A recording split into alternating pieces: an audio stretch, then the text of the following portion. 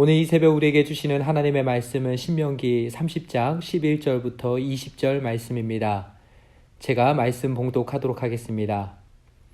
내가 오늘 내게 명령한 이 명령은 내게 어려운 것도 아니요 먼 것도 아니라 하늘에 있는 것이 아니니 내가 이르기를 누가 우리를 위하여 하늘에 올라가 그의 명령을 우리에게로 가지고 와서 우리에게 들려 행하게 하려 할 것이 아니요 이것이 바다 밖에 있는 것이 아니니 내가 이르기를 누가 우리를 위하여 바다를 건너가서 그의 명령을 우리에게로 가지고 와서 우리에게 들려 행하게 하려 할 것도 아니라 오직 그 말씀이 내게 매우 가까워서 내 입에 있으며 내 마음에 있은즉 내가 이를 행할 수 있느니라. 보라, 내가 오늘 생명과 복과 사망과 화를 내 앞에 두었나니 곧 내가 오늘 내게 명령하여 내 하나님 여호와를 사랑하고 그 모든 길로 행하며 그의 명령과 규례와 법도를 지키라 하는 것이라. 그리하면 내가 생존하며 번성할 것이요 또 내 하나님 여호와께서 내가 가서 차지할 땅에서 내게 복을 주실 것임이니라. 그러나 내가 만일 마음을 돌이켜 듣지 아니하고 유혹을 받아 다른 신들에게 절하고 그를 섬기면 내가 오늘 너에게 선언하노니 너희가 반드시 망할 것이라. 너희가 요단을 건너가서 차지할 땅에서 너희의 날이 길지 못할 것이니라. 내가 오늘 하늘과 땅을 불러 너희에게 증거를 삼노라. 내가 생명과 사망과 복과 저주를 내 앞에 두었은즉 너와 내 자손이 살기 위하여 생명을 택하고 내 하나님 여호와를 사랑하고 그의 말씀을 청종하며 또 그를 의지하라. 그는 내 생명이시요 내 장수이시니 여호와께서 내 조상 아브라함과 이삭과 야곱에게 주리라고 맹세하신 땅에 내가 거주하리라. 아멘. 오늘 우리가 읽은 신명기 30장 11절부터 20절 말씀을 통해 하나님의 축복과 우리의 선택이라는 제목으로 하나님이 주시는 말씀의 은혜를 함께 받고자 합니다. 우리가 성경을 보면 하나님은 우리에게 복을 주신다고 말씀합니다. 창세기 1장 22절에 보면 하나님께서 인간을 창조하신 뒤 그들에게 복을 주셨다고 말씀합니다. 창세기 9장 1절에도 보면 홍수 심판 이후에 하나님께서 노아와 그의 아들들에게 복을 주셨다고 말씀합니다. 창세기 12장 2절에 보면 아브라함을 부르신 하나님께서 아브라함을 향해 이렇게 말씀하셨습니다. 내가 너로 큰 민족을 이루고 내게 복을 주어 내 이름을 창대하게 하리니 너는 복이 될지라. 여기에도 보면 하나님께서 아브라함에게 복을 주시겠다고 말씀하셨습니다. 에베소서 1장 3절에 보면 사도 바울이 이렇게 말씀합니다. 찬송하리로다 하나님 곧 우리 주 예수 그리스도의 아버지께서 그리스도 안에서 하늘에 속한 모든 신령한 복을 우리에게 주시되. 하나님께서 예수님을 믿는 우리에게 하늘에 속한 모든 신령한 복을 주셨다고 말씀합니다. 오늘 본문 16절 말씀도 보면 하반절에 이렇게 말씀합니다. 또 내 하나님 여호와께서 내가 가서 차지할 땅에서 내게 복을 주실 것임이니라. 신명기 말씀에 보면 원어적으로 축복하다라는 단어가 39번이나 나옵니다. 이것은 하나님의 본심이 어디에 있는지 우리에게 보여줍니다. 하나님의 백성들을 향한 하나님의 마음은 그들이 하나님의 복을 받아 누리는 것입니다. 하나님은 하나님의 백성들에게 복을 주시길 원하십니다. 근데 여기에 전제 조건이 하나 있습니다. 그것은 바로 하나님과의 올바른 관계입니다. 하나님은 복을 주시길 원하시지만 하나님과의 올바른 관계 속에서 하나님의 백성들이 하나님의 축복을 받아 누리길 원하십니다. 이것을 신명기에서 모세는 언약 관계로 설명합니다. 하나님께서 이스라엘 백성들과 언약을 맺으셨습니다. 언약을 맺었다는 말의 의미는 하나님과의 관계 속으로 들어왔다는 것입니다. 하나님과의 관계 속으로 들어왔다는 것은 인간으로서 가장 행복한 삶을 누릴 수 있게 되었다는 말입니다. 우리가 창세기에 보면 아담과 하와가 가장 행복했을 때가 언제였냐면 하나님과 친밀한 관계를 맺고 있었을 때였습니다. 인간은 하나님의 형상으로 지음받았습니다. 인간은 하나님과 함께 할 때 가장 행복할 수 있습니다. 하나님을 떠나서 인간은 결코 행복할 수 없습니다. 그래서 시편 73편 28절을 보면 시인이 이렇게 고백하고 있는 것입니다. 하나님께 가까이 함이 내게 복이라.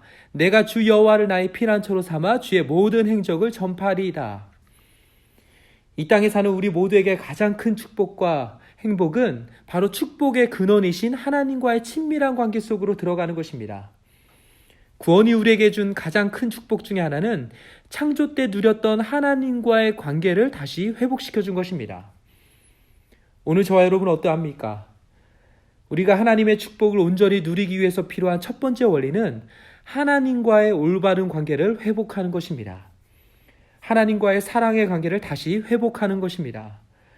오늘 본문 16절의 말씀에 보면 곧 내가 오늘 내게 명령하여 내 하나님 여호와를 사랑하고 라고 말씀합니다. 20절 말씀에도 보면 내 하나님 여호와를 사랑하고 라고 말씀합니다. 마태복음 22장 37절에 보면 예수님께서 이렇게 말씀하셨습니다. 예수께서 이르시되 내 마음을 다하고 목숨을 다하고 뜻을 다하여 주 너의 하나님을 사랑하라 하셨으니, 하나님과 친밀해진다는 것은 하나님을 이전보다 더욱 사랑하는 관계가 되는 것을 의미합니다. 오늘 이 시간 저 여러분 모두가 하나님을 더욱 사랑함으로 하나님이 주시는 축복을 풍성히 받아 누리시게 되길 주님의 이름으로 축복합니다. 이처럼 하나님이 우리에게 축복하길 원하시는데 그 축복을 받기 위해 필요한 첫 번째 성경적 원리는 하나님과의 사랑의 관계를 회복하는 것입니다. 그리고 이제 두 번째 원리가 있습니다. 그것은 바로 하나님의 말씀을 지켜 행하는 것입니다. 오늘 본문 16절 상반절에 보면 이렇게 말씀합니다. 곧 내가 오늘 내게 명령하여 내 하나님 여호와를 사랑하고 그 모든 길로 행하며 그의 명령과 규례와 법도를 지키라 하는 것이라. 신명기에서 모세는 이제 가나안 땅에 들어가야 하는 출애굽 2세대들 향해 거듭 반복해서 하나님의 말씀을 지켜 행하라고 신신당부합니다. 하나님의 백성은 하나님의 말씀을 지켜야 합니다. 하나님의 말씀에 순종해야 합니다. 하나님의 말씀을 삶에서 행해야 합니다. 근데 여기서 문제는 무엇입니까? 말씀을 지켜 행하는 것이 현실적으로 볼 때 어렵게 느껴진다는 것입니다. 오늘날 우리도 말씀을 지키고 행하는 것을 머리로는 이해가 되고 잘 알겠는데 실제로 삶에서 실천하는 문제로 넘어가 보면 참 쉽지 않음을 경험하게 됩니다. 사실 여러 번 말씀을 지켜 행하는 부분에 있어서 넘어지고 실패하다 보면 우리 안에 가끔씩 이런 생각이 들 때가 있습니다. 말씀을 그대로 지키는 것이 불가능하다는 것입니다. 말씀을 행하려고 열심히 노력해봤지만 도무지 안 된다는 것입니다. 근데 오늘 본문 말씀을 보니까 하나님이 이런 우리의 고민과 연약함을 이미 다 알고 계셨습니다. 그래서 모세를 통해 이 문제에 대한 답을 11절부터 14절 말씀에서 주셨습니다. 11절부터 14절 말씀의 핵심을 한마디로 말하면 딱 이것입니다. 누구든지 하나님의 말씀을 지켜 행할 수 있다는 것입니다. 할 수 있다는 것입니다.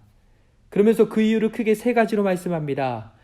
먼저 12절부터 보면 하나님의 말씀이 하늘에 있지 않다고 말씀합니다.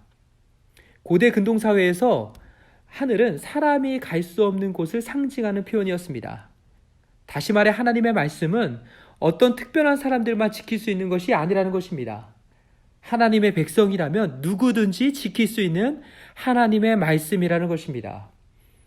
그 다음 13절에서는 하나님의 말씀이 바다 밖에 있지 않다고 말씀합니다.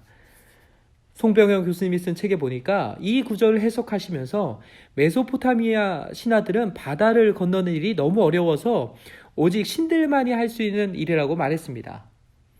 그러니까 여기서 하나님의 말씀이 바다 밖에 있지 않다는 말은 말씀을 지키는 것이 어렵지 않다는 것을 의미하는 것입니다.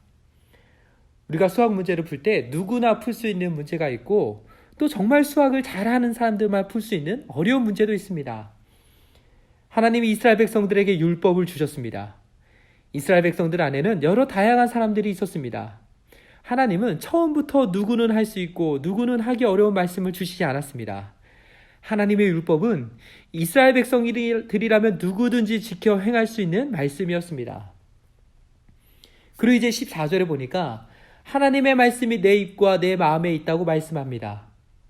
이것은 하나님의 말씀이 우리와 상관없는 멀리 있는 말씀이 아니라 실제 우리의 인격과 삶의 변화를 일으키는 실제적인 말씀이라는 것을 의미합니다. 말씀은 실제입니다. 하나님의 말씀을 통해 우리는 누구든지 변하게 됩니다. 하나님의 말씀을 지켜 행하면 누구든지 삶의 변화가 나타나고 하나님의 축복을 누릴 수 있게 됩니다. 저 안에 사랑하는 여러분, 빌립보서 4장 13절에 보면 이렇게 말씀합니다. 내게 능력 주시는 자 안에서 내가 모든 것을 할 수 있느니라. 우리의 힘과 능력으로는 하나님의 말씀을 지켜 행하는 것이 어려울 수 있습니다.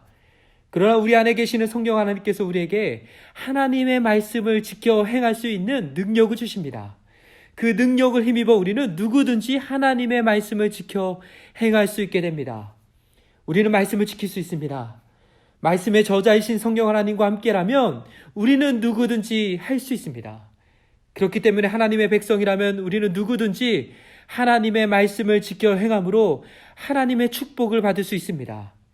소망하기는 오늘 저와 여러분 모두가 성령의 능력으로 말씀을 지켜 행함으로 하나님이 말씀을 통해 약속하신 놀라운 축복을 삶에서 온전히 경험하게 되시길 주님의 이름으로 축복합니다. 이제 마지막으로 하나님의 축복을 받을 수 있는 세 번째 원리로 오늘 성경 우리에게 믿음의 선택을 하라고 말씀합니다. 오늘 본문 15절에 보면 이렇게 말씀합니다. 보라, 내가 오늘 생명과 복과 사망과 화를 내 앞에 두었나니. 이 구절을 현대인의 성경에서는 이렇게 번역합니다. 보십시오. 나는 오늘 선과 악을 또 생명과 죽음을 선택할 수 있는 기회를 여러분에게 주었습니다. 여기에 보니까 모세를 통해 하나님께서 이스라엘 백성들 향해 크게 두 가지 선택지를 제시합니다. 그 선택지는 이것입니다. 생명과 복을 선택하든지 아니면 사망과 화를 선택하라는 것입니다. 이 선택에는 중간이 없습니다. 둘 다 선택할 수도 없습니다. 둘 중에 반드시 하나만 선택할 수 있습니다. 특히 19절에 보니까 하나님께서 무엇을 선택할지에 대해 힌트를 알려주십니다. 19절 말씀입니다. 내가 오늘 하늘과 땅을 불러 너에게 증거를 삼느라 내가 생명과 사망과 복과 저주를 내 앞에 두었은즉 너와 내 자손이 살기 위하여 생명을 택하고. 하나님은 이스라엘 백성들을 향해 선택할 수 있는 기회를 주셨습니다. 무엇을 선택하느냐는 이스라엘 백성들의 몫이었습니다.